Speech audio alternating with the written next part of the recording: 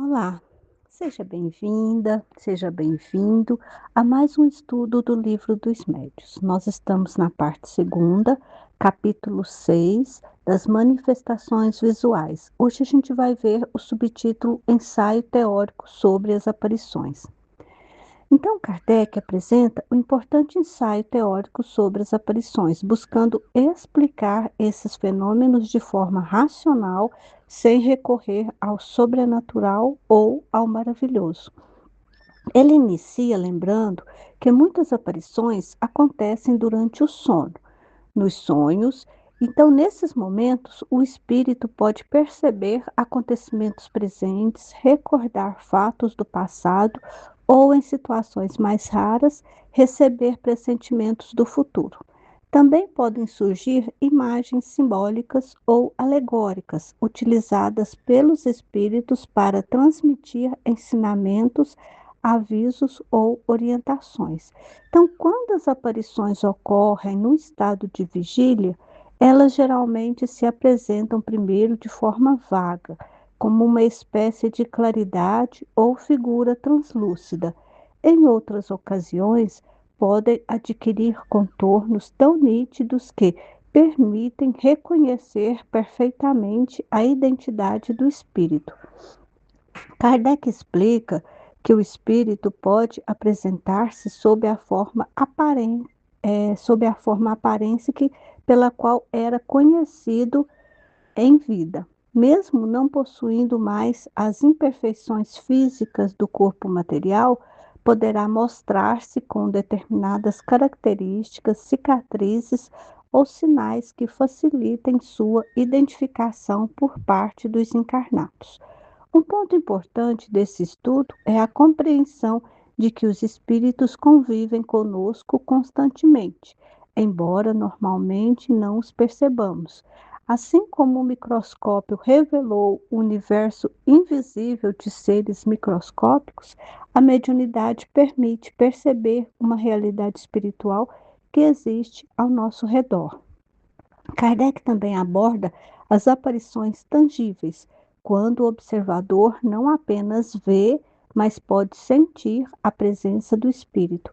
Esses casos são mais raros, mas servem para demonstrar que o perispírito, sob determinadas condições, pode adquirir temporariamente propriedades que o tornam perceptível aos sentidos físicos. A explicação desses fenômenos está nas propriedades do perispírito. Em seu estado normal, ele é invisível.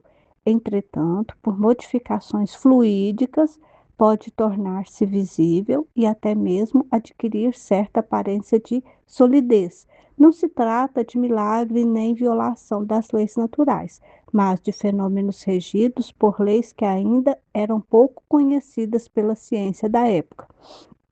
Kardec também chama atenção para a necessidade de prudência.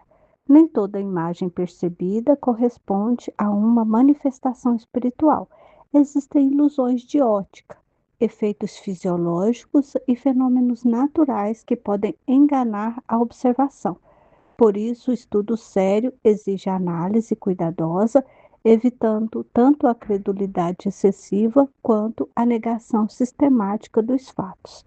E ao final, Kardec destaca que o conhecimento do perispírito representa a chave para compreender não apenas as aparições, mas grande parte dos fenômenos espirituais. Foi o estudo dessa ligação entre espírito e matéria que permitiu à doutrina espírita oferecer explicações racionais para as manifestações que antes eram consideradas misteriosas ou sobrenaturais. A principal lição deste ensaio é que as aparições não devem ser encaradas como algo maravilhoso ou fantástico. Elas constituem fenômenos naturais relacionados às propriedades do perispírito e à interação constante entre o mundo espiritual e o mundo material, revelando que a vida continua além da morte biológica e que os espíritos permanecem em relação permanente conosco. O estudo das aparições nos convida a ampliar a nossa visão da vida. Nem tudo aquilo que existe é perceptível aos sentidos físicos. A realidade espiritual é mais ampla do que normalmente percebemos, e o conhecimento das leis que regem essa interação nos ajuda a substituir o medo, a superstição e o fanatismo pela observação, pelo raciocínio e pela fé esclarecida. Até o nosso próximo estudo.